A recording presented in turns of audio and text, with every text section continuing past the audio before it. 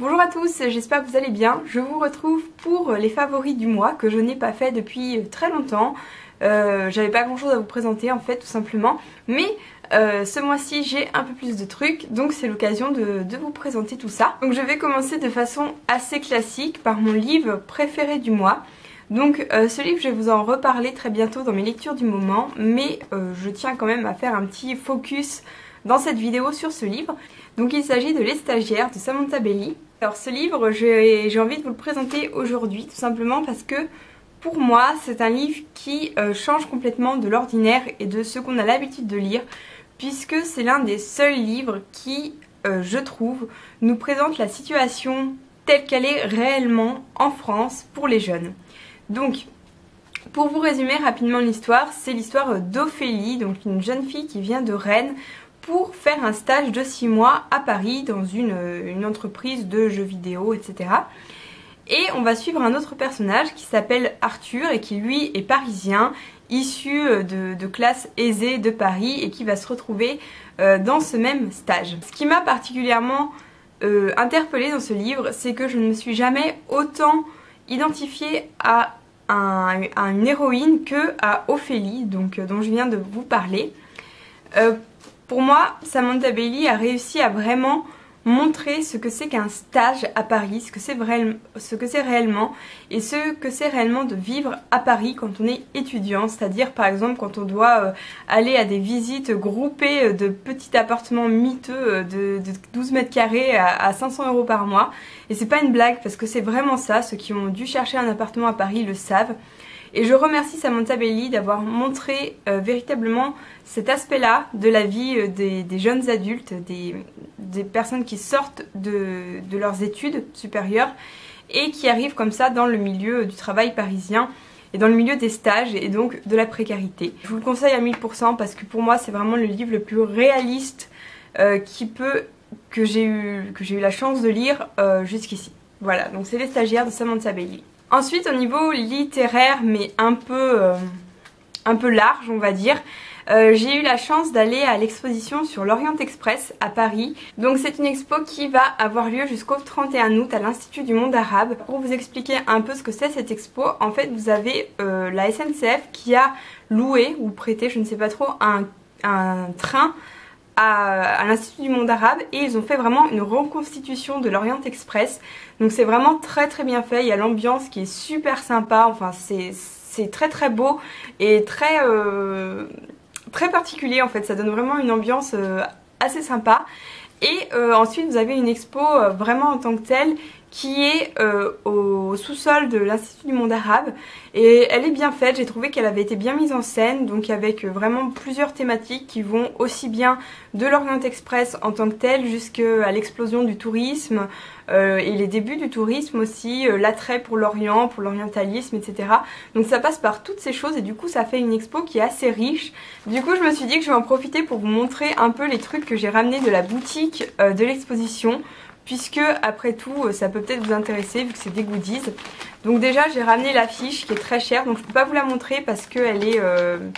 il faut pas que je l'abîme pour la ramener chez moi, je vais vous la montrer ici ou ici. Et voilà, donc elle coûte 9 €, elle est assez chère. Ensuite j'y étais allée avec une amie qui a fait l'expo avec moi et qui m'a offert ce marque-page donc de l'Orient Express. Donc vous pouvez voir qu'il est en fait... vous avez des trous pour faire les dessins. Donc du coup ça fait un peu mon marque-page du mois. J'ai ramené ça pour mes parents parce que je pense qu'ils vont bien aimer. C'est l'Orient Express, vous savez, une sorte de petite maquette de l'Orient Express. Et voilà, c'est enfin une petite maquette en carton, donc rien de bien fou, mais c'est assez joli. Et j'ai bien sûr acheté Le Crime de l'Orient Express de Agatha Christie parce que vous imaginez bien que voir cette expo m'a donné super envie de relire le livre, donc je l'ai acheté là-bas. Voilà, donc une fois de plus je vous conseille vraiment d'aller à cette expo si vous en avez l'occasion parce qu'elle est vraiment cool. Pour vous parler un peu de mes chaînes littéraires préférées du mois, alors j'ai été assez embêtée parce que je n'en avais pas trouvé ce mois-ci. Non pas qu'il y ait aucune chaîne qui me plaît, bien au contraire il y en a énormément. Mais le problème c'est que je souhaite montrer des chaînes qui soit sont très récentes, donc qui ne sont pas encore très connues, soit ont moins de 100-200 abonnés, c'est-à-dire qu'elles n'ont pas le succès qu'elles mériteraient selon moi. Du coup je vous ai un peu sollicité, j'ai demandé sur Facebook et sur Twitter si vous connaissiez des chaînes qui répondaient à ces critères. Et il y a 2 chaînes qui sont revenues particulièrement dans les commentaires. Et du coup je me suis dit que j'allais présenter les 2 parce que c'était un peu difficile de choisir, surtout que c'est 2 chaînes qui sont totalement différentes.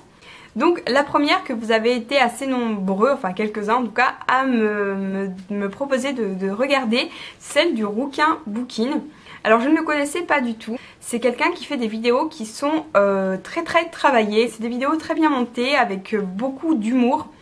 Et le truc particulier donc de ce garçon qui fait ces vidéos, c'est qu'il lit des livres qu'on ne voit quasiment jamais sur la blogosphère, enfin sur YouTube, etc.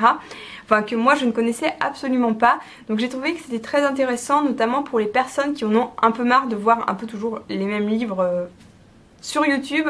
Au moins là vous verrez des livres dont on ne parle quasiment jamais. Et voilà, j'ai eu envie d'en parler parce que j'ai trouvé qu'il y avait un gros travail qui était fait derrière les vidéos et que c'était très intéressant, que ça pouvait plaire à certains d'entre vous et que je pense qu'il mérite, qu'il mérite d'être plus connu que ça. Ensuite, la deuxième personne dont je voulais vous parler ce mois-ci, c'est une jeune fille, donc dans un tout autre genre que le Rouquin Bookin, puisqu'elle s'appelle Patatra, enfin c'est son pseudo sur YouTube.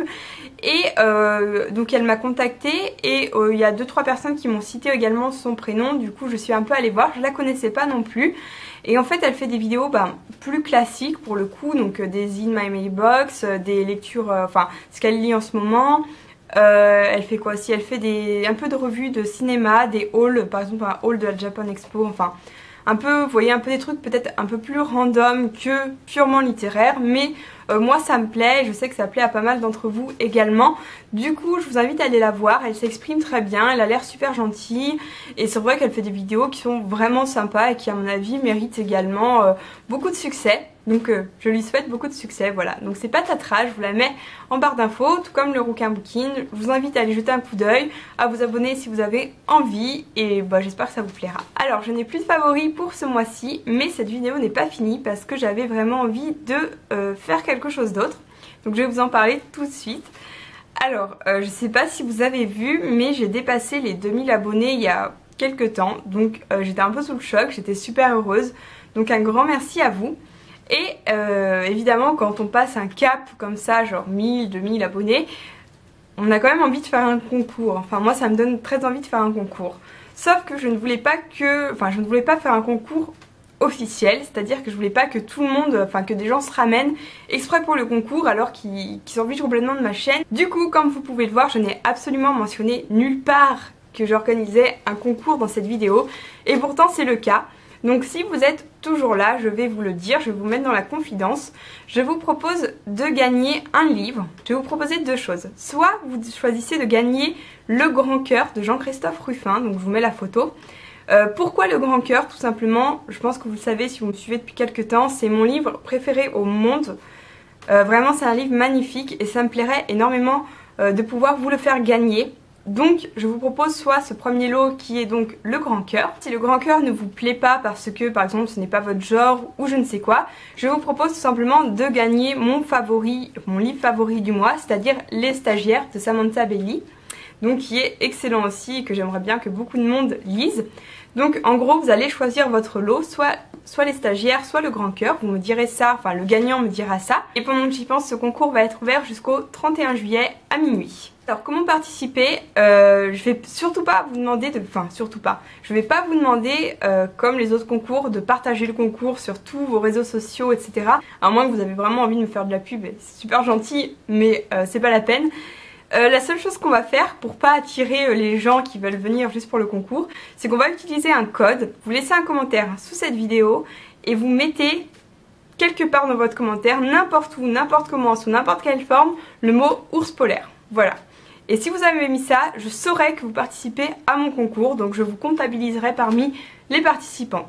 Voilà, c'est aussi simple que ça, vous laissez le commentaire que vous voulez, me laissez pas que ours polaire, enfin vous pouvez, mais je veux dire si vous avez d'autres choses à me dire, dites-moi les autres choses aussi, ça me fait plaisir de répondre aux commentaires, etc. Mais Voilà, si vous mettez ours polaire, par exemple vous mettez PS ours polaire, ou j'aime les ours polaires au fait, je t'ai jamais dit, ou coucou salut petit ours polaire, ou de la part d'un petit ours polaire, enfin vous mettez quelque chose comme ça et je comprendrai que vous participez à mon concours et ça fera un truc entre nous parce que personne d'autre comprendra l'allusion. Donc sachez que je suis extrêmement heureuse d'avoir commencé cette chaîne. Je suis même pas heureuse, je suis ravie des échanges que l'on peut avoir en commentaire, en mail, sur les réseaux sociaux, enfin partout. C'est vraiment un grand bonheur, j'ai fait des rencontres géniales grâce à YouTube, je me suis fait des amis, et quand je vous dis des amis, c'est vraiment des gens que j'aurais jamais rencontrés sans ça.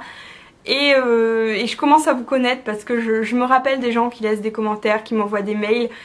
Sachez qu'à chaque fois que j'ai un commentaire de vous, c'est toujours un grand bonheur et que je vous remercie 1 million de fois pour tout, et je vous remercie d'avoir une petite communauté comme ça qui soit capable de participation, qui soit capable d'échange vraiment, et voilà, et de gentillesse également parce que c'est super important. Donc je vais m'arrêter là sinon ça va devenir neuneux, mais vous voyez l'idée, et donc merci beaucoup.